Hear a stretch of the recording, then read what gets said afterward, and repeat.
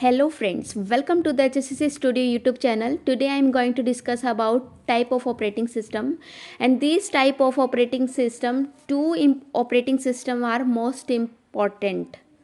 Okay, so first one is multi-programming and second one is multitasking or a time operating system. So let's start with our topic. Multi-programming and multitasking और time sharing operating system. Multi-programming operating system क्या होता है? In this operating system one और मोर multiple programs can be loaded into its main memory for getting to execute. It is capable only one program or process to get CPU for executes for their instructions and other programs wait for getting their turn. तो इसके अंदर देखिए क्या होता है. ये जो multi programming operating system का जो कंसेप्ट था वो सबसे पहले आया था, और इस ऑपरेटिंग सिस्टम में क्या था कि रैम में कंसेप्ट में इसमें क्या था कि रैम में ज़्यादा से ज़्यादा क्या चले जाएं, प्रोसेसर हमारे लेकर जाए हम प्रोसेसेस को. ठीक है, और this is called the multi programming operating system. और ये क्या होता है, नॉन प्रीएम्प्टिव होता है. नॉन प्रीएम्प्टिव क्यों होता है, तो देखिए इसको एग्जांपल से हम देखते हैं. इसके अंदर ये देखिए, जैसे मान लो ये हमारा क्या है, एक रैम है. RAM is the main memory, और इसके अंदर क्या है, हमारे पास बहुत सारे प्रोसेसेस है, P1, P2, P3. सो CPU क्या करेगा, एक प्रोसेस को एग्जीक्यूट करेगा. P1 को उसने CPU ने एग्जीक्यूट किया, तो अगर P1 प्रोसेस को रैम ने CPU को दिया तो CPU P1 प्रोसेस को पूरा एग्जीक्यूट करेगा, फिर किसी और प्रोसेस पर जाएगा. ठीक है, जैसे बाद में P2 के ऊपर चला जाएगा, P3 के ऊपर चला जाएगा, पर उससे पहले P1 को क्या करेगा, वो कंप्लीट करेगा, बीच में वो नहीं जाएगा. इन केस अगर P1 चाहता है कि उसे इनपुट आउटपुट रिसोर्सेज की रिक्वायरमेंट है तो वो खुद एग्जिट कर सकता है, वो खुद छोड़ सकता है. क्या कहते हैं, वो खुद छोड़ सकता है, लेकिन CPU उसको पूरा एग्जीक्यूट करेगा. और अगर P1 ने कोई और रिसोर्स यूज़ करने के लिए उस प्रोसेस को उसको छोड़ दिया तो CPU क्या कर सकता है, CPU कोई और प्रोसेसेस को, कोई अदर प्रोसेसेस को एग्जीक्यूट करेगा और उसको भी कंप्लीट करेगा. So this is the concept of multi programmed operating system. So important बात यहाँ ये है कि और CPU प्रोसेस को पूरा कंप्लीट करेगा, फिर कोई और प्रोसेस पर जाएगा. अगर प्रोसेस खुद बीच में छोड़ना चाहे तो कोई और रीज़न से तो CPU दूसरी प्रोसेस पर चला जाएगा. ठीक है, और उसको एग्जीक्यूट करेगा. तो इसके अंदर देखिए ये मेन गोल क्या होता है इसका. Main goal of using a multi programming system is to overcome issue of under utilization of CPU and primary memory. ठीक है, तो इसका मेन गोल क्या होता है, CPU को यूटिलाइज करना. Is overcome issue of under utilization of CPU and primary memory. तो इसके अंदर ये देखिए एडवांटेज क्या होता है, to increase CPU utilization and it never gets idle. और ये क्या होता है, CPU कभी भी आइडल नहीं होता, क्योंकि CPU हर एक प्रोसेस को क्या करता है, कंप्लीटली एग्जीक्यूट करता है. कंप्लीट उसको क्या करेगा, एग्जीक्यूट करेगा. सो इसलिए CPU क्या नहीं होता, आइडियल नहीं होता, नॉट आइडियल होता है. और इसके अंदर क्या होता है, रिस्पॉन्स टाइम क्या होता है, लेस होता है. इसके अंदर रिस्पॉन्स टाइम लेस होएगा. मान लो कि ये जो रैम के अंदर बहुत सारी प्रोसेसेस गिवन है, तो ये जो लास्ट ये P1 चलो एग्जीक्यूट हो रहा है, तो जो लास्ट वाली प्रोसेस है ये क्या करेगा, बहुत ही लॉन्ग टाइम तक वेट करेगा एग्जीक्यूट होने के लिए. सो ये इसका क्या होता है, डिसएडवांटेज होता है. और अगर मान लो शॉर्ट जॉब होती है, शॉर्ट टाइम जॉब्स होती है, वो क्या होती है, फास्टेस्ट हो सकती है compare to long time jobs. Complete होती जाएगी इसके अंदर. मान लो 2 सेकेंड की कोई जॉब है या 3 सेकेंड की कोई जॉब है, तो वो क्या होगी, वो जल्दी जल्दी कंप्लीट होती जाएगी और नेक्स्ट प्रोसेसेस की, नेक्स्ट जॉब की बारी आती जाएगी. ठीक है। तो इसके अंदर डिसएडवांटेज देख लीजिए क्या होता है इसका। CPU scheduling is needed. So CPU क्या होता है, इसके अंदर बिजी होता है, ठीक है। तो इसमें क्या ज़रूरत होती है, CPU शेड्यूलिंग की ज़रूरत होती है। Memory management is required because all type of jobs are stored in the main memory. तो हर तरीके की जॉब्स क्या होती है, स्टोर्ड होती है मेन मेमोरी में। तो हमें क्या होती है, हमें फिर उस चीज़ के लिए मैनेजमेंट की ज़रूरत भी पड़ेगी, तो मेमोरी मैनेजमेंट की भी हमें रिक्वायरमेंट होगी, ठीक है। Third one is if it contains massive load of jobs then it's long time jobs have to need long waiting time. तो ये देखिए, अगर मान लो बहुत सारी जॉब्स हैं, अनलिमिटेड जॉब्स हैं, तो जो ये लास्ट वाली जो जॉब होगी उसके लिए क्या होगा, it need long waiting time. तो वेटिंग टाइम क्या होगा उसका, बहुत ज़्यादा होगा। तो ये इसकी सबसे बड़ी डिसएडवांटेज है मल्टी प्रोग्रामिंग ऑपरेटिंग सिस्टम की, ठीक है। तो ये देखिए, इसके डायग्राम से हम समझते हैं। सेकेंडरी डिस्क स्टोरेज है ये, ठीक है। ये हो गया हमारी मेन मेमोरी। मेन मेमोरी में क्या हुआ, जॉब ए है, जॉब बी है, जॉब सी है, और CPU क्या कर रहा है, उन जॉब्स को एग्जीक्यूट कर रहा है, ठीक है। तो इसने क्या किया, जॉब ए चलो हो गया, कंप्लीट हो चुका है। जॉब सी को क्या किया इसने, जॉब बी को क्या किया, एग्जीक्यूट कर रहा है। CPU क्या कर रहा है, जॉब बी को एग्जीक्यूट कर रहा है, और जॉब सी क्या कर रहा है, उसको वेट कर रहा है। CPU के लिए वेट कर रहा है कि ये कब खाली होगा और कब मैं उसको एग्जीक्यूट करवाऊंगा अपनी जॉब को। तो ये क्या है, जब तक कि बी कंप्लीट नहीं हो जाएगा तब तक सी की टर्न नहीं आएगी। सो ये इसका क्या हो गया, डिसएडवांटेज हो गया। और जो भी हमारा जॉब एग्जीक्यूट होती जाएगी तो हम वो आउटपुट हमारा आता जाएगा, ठीक है। तो ये हो गया हमारा मल्टी प्रोग्राम ऑपरेटिंग सिस्टम। आगे देखिए, ये देखिए मल्टीटास्किंग और टाइम शेयरिंग सिस्टम। मल्टीटास्किंग और टाइम शेयरिंग सिस्टम क्या होता है, this operating system is a logical extension of multi-programming operating system that enables the execution of multiple programs simultaneously. In this operating system, more than one process can be executed concurrently. It also allows the user to switch between the running application, जैसे example है Linux, Unix, Windows 95।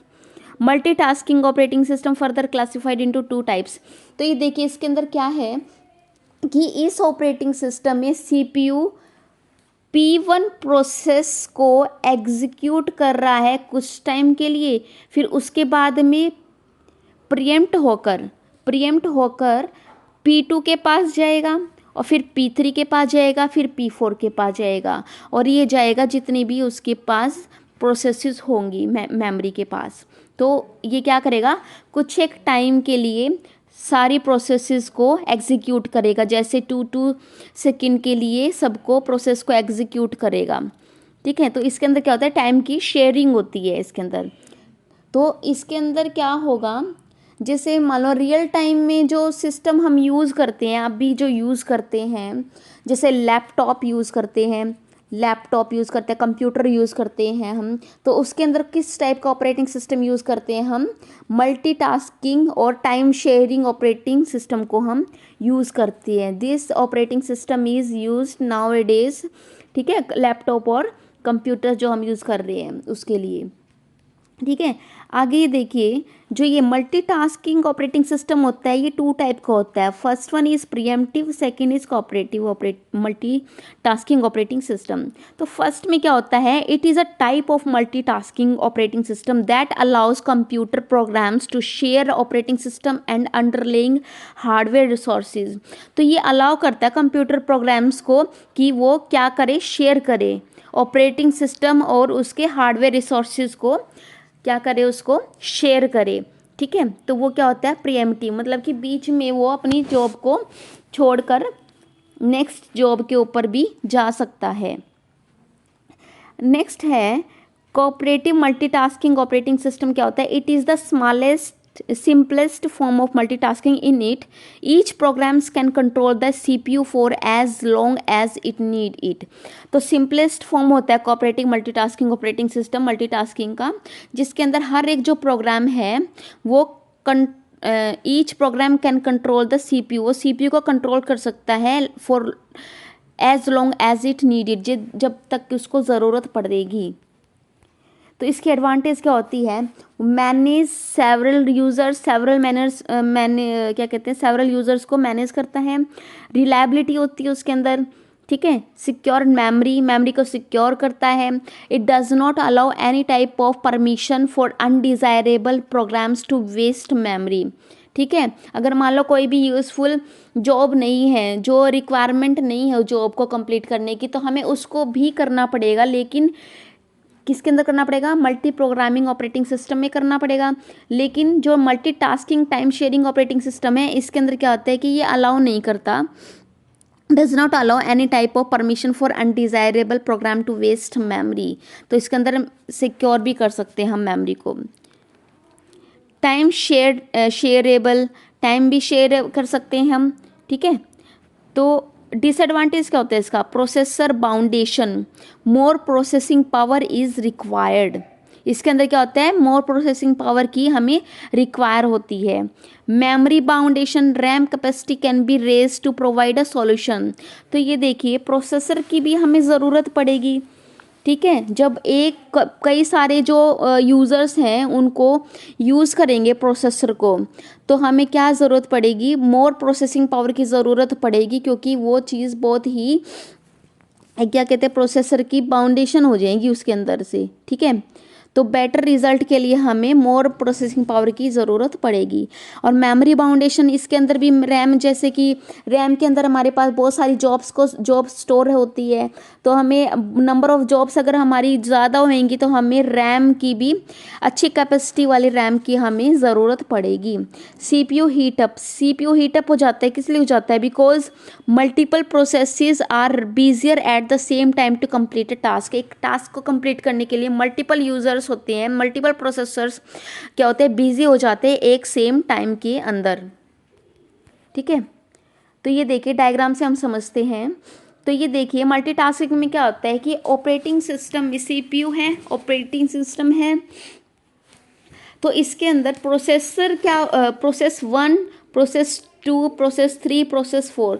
तो क्या है, process 1 browser भी use कर सकते हैं हम एक टाइम में, एक्सेल भी यूज़ कर सकते हैं, पेंट भी यूज़ कर सकते हैं, मीडिया प्लेयर भी यूज़ कर सकते हैं.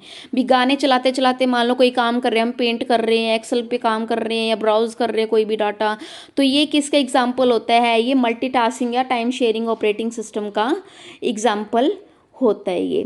तो ठीक है, ये डायग्राम से हमने ये अच्छे से समझ लिया मल्टीटास्किंग क्या होता है.